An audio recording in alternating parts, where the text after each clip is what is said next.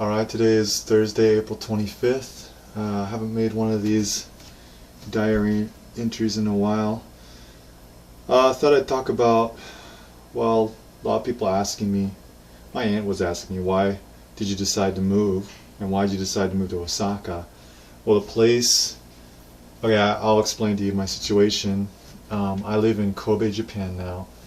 And I've lived in this apartment for about 8 or 9 years. Can't even remember. It's been so long.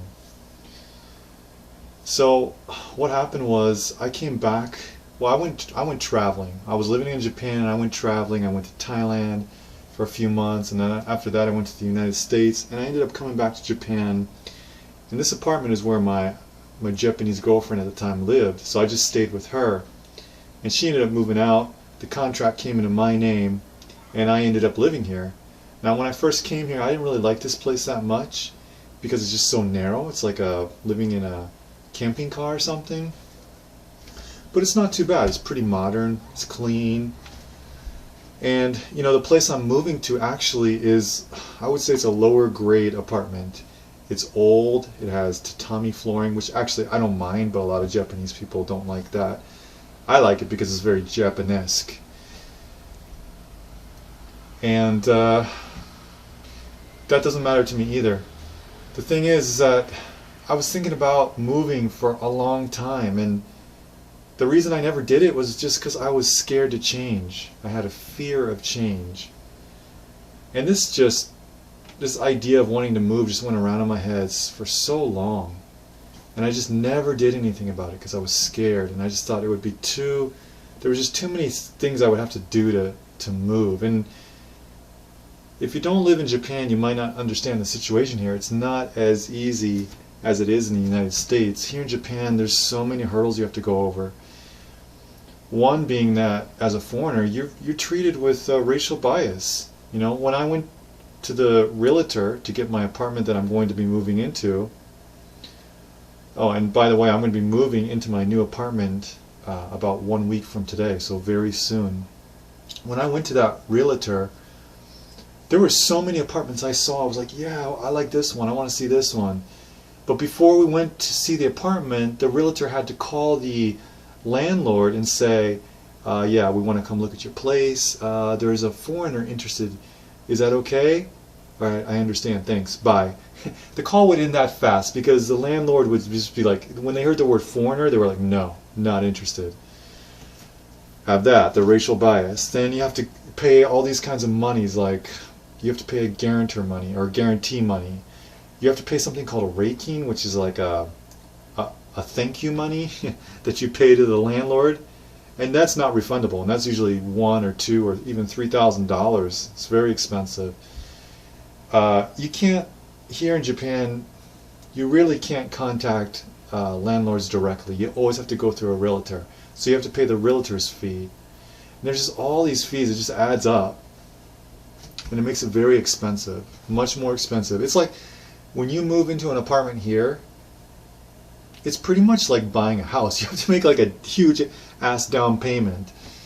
So, I mean, thinking of all that and all the trouble it would be to move, and plus I was just scared to change. I don't know why I was holding on to this place so much. It just, and that, see the story isn't really about moving. It's about my mind. It's this fear I had in my mind, this fear of change, and my kind of sick attachment to this place. That attachment was based on fear. And finally I woke up one morning in late March, and I was like, you know what? I am so tired of you. This is a dialogue I was having with myself. I said, I am so tired of you, you know, just being a baby and making excuses and being scared and not taking any action for the things you want to do. I'm so tired of it. I'm sick of you, Ryan. I went to Osaka. I went to a realtor. For one day, he showed me about 3 places. And then I went back again 2 days later, and I'm like, this is the day? I mean, I'm not going to like dilly-dally around, you know, which apartment I want, because I'm never going to find an apartment I like. I know that right off the bat. I mean, with my budget And just the fact that, well, houses and apartments are totally different here in Japan. I mean, if you grew up in the United States, or pretty much any Western country, you're never going to be happy with the apartments here. I mean, they're so small and just claustrophobic, especially in the cities. It might be different in the countryside, but just here in the cities, they're horrible. They're just little freaking animal cages. They're human cages. So knowing that, I knew I was never going to be happy with my selection. So I just decided to settle on the one that I could easily tolerate the easiest. And I made a decision. And it felt great. You know, for once in my life, I made a huge change. Well, I haven't actually made the change yet, but I made the decision to make a huge change. I signed the contracts. You know, I've already paid for it. I've got the movers going to come here next Wednesday. So it's all lined up. I mean, I have to change now. You know, I can't just cling to the wall like a little monkey and say I don't want to go. I have to do it now. And I have all these emotions inside. It's like, there's a part of me, and that's like the majority of me, it's like in my heart, it's just like kind of bubbling over, looking forward to this new chapter in my life. That's another thing. I've had a lot of good experiences in this apartment and a lot of bad experiences. And I don't know, maybe the bad experiences outweigh the good experiences. It's like having a nice, beautiful, clean glass of water with a little bit of piss in it. I wouldn't drink it, you know? And that's kind of what this room is like. And I was talking to my best friend, and I said, do you think that there is an aura in a place where you live? Is there some kind of aura or spirit that affects the area that you live in and affects you and your lifestyle and your life and the way you live? You know, and I'm not really like into that spiritual stuff, but I'm definitely not, I'll just say this, I'm open to the possibility. And so I think that I need to move out to make a fresh start, have a new life for myself, to turn a new leaf.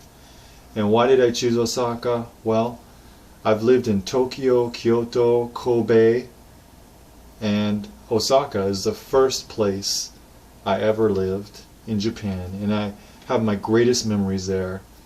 I just had the time of my life there. I love the people, they're so friendly, and just it's just this awesome city. I mean, it's like it's all city, it's all concrete. You know, if you love nature, you wouldn't love Osaka. But I have a motorcycle now. You know, on my days off, I can go out into the countryside, go hiking or whatever. So yeah, I decided to move to Osaka because that was the birth of Ryan in Japan, and that's where my greatest memories are. And I'm looking forward to going back there. So yeah, there's that part of me in my heart that's kind of, you know, excited to be going and starting this new stage in my life. And there's a lot of fear too. There's a fear like, what if, you know, like I'm going to move to Osaka in order to change, to start over again.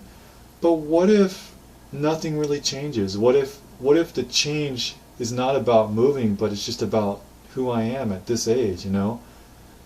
I'm afraid that, you know, maybe it's not going to be like how I expected. Maybe I'm going to be dealing with the same issues. You